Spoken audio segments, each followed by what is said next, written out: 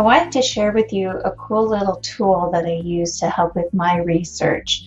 It's called AIRTABLE, and basically it is Excel on steroids. It is amazing what it can do. So as you can see, it has a traditional Excel capabilities.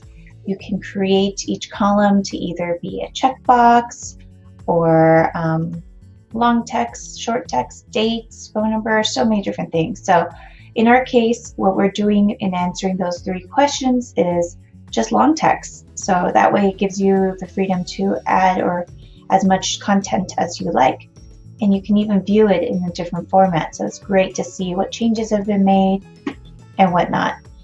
What I love even more is that when you start getting into the competitor research and you look into Facebook ads run by other companies, you can screenshot those ads because one, they might turn them off or they might stop running them, and if you really liked it, that's a good one to hold on to and add it in right here in the cell, and you're able to kind of see everything all at one place. So that's what I love about this tool. And again, you can open it in a different format so you can see everything about this one company that you're researching.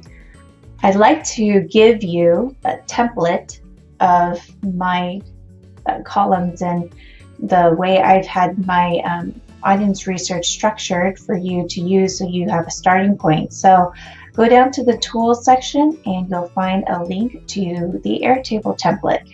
The other forms here, we'll be getting into it shortly. So right now, all we need to worry about is the audience research with the 3 questions and the competitors. Comment or subscribe if you'd like to continue hearing more.